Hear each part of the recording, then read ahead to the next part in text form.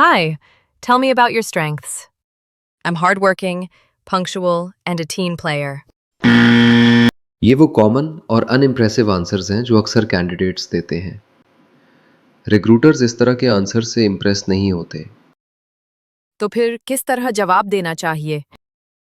Don't worry, मैं आपके साथ एक फार्मूला शेयर करने जा रहा हूँ जो आपके आंसर्स को यूनिक, पावरफुल और इम्प्रेसिव बना देगा।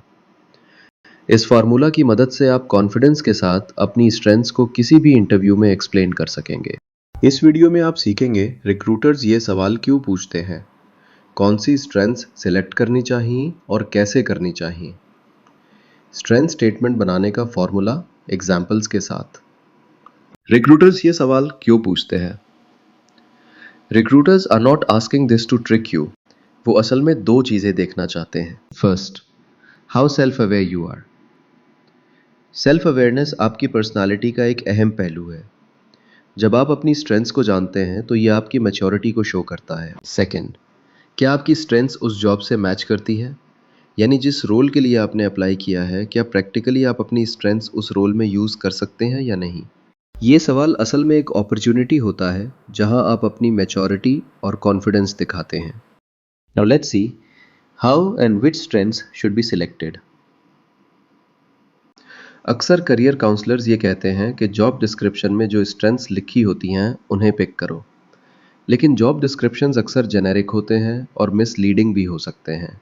इसलिए बेहतरीन तरीका यह है कि जिस कंपनी में अप्लाई किया है उस रोल के बारे में किसी से मालूमात लें। यहाँ पर नेटवर्किंग स्किल्स काफ़ी मददगार होती हैं।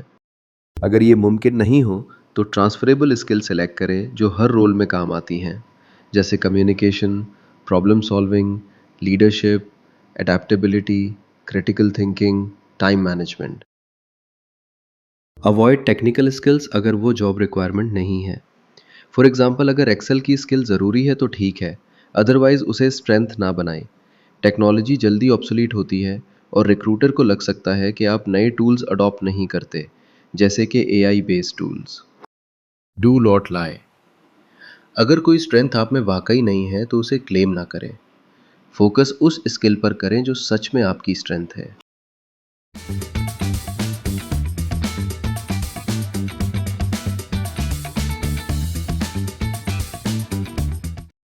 अब हम बात करते हैं मैजिक फार्मूला की, SEI, यानी स्ट्रेंथ, एग्जाम्पल, इम्पैक्ट। इस फार्मूला के ज़रिए आप एक पावरफुल और इम्प्रेसिव स्ट्रेंथ स्टेटमेंट बना सकते हैं। फर्स्ट स्टेप, अपनी स्ट्रेंथ आइडेंटिफाई करें, जैसा कि मैंने अभी बताया कि उसे सिलेक्ट कैसे करना है।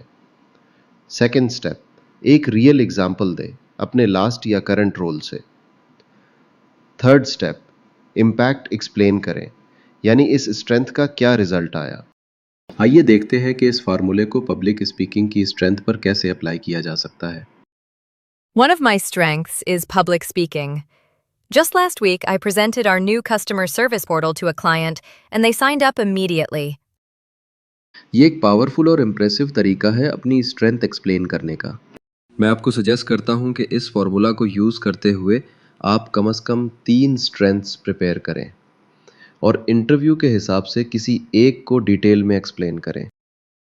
प्रैक्टिस के लिए मैं आपके साथ 3 एग्जाम्पल्स भी शेयर कर रहा हूँ SEI फार्मूला के मुताबिक। ये आपको अपनी खुद की स्टेटमेंट्स बनाने में मदद करेगा।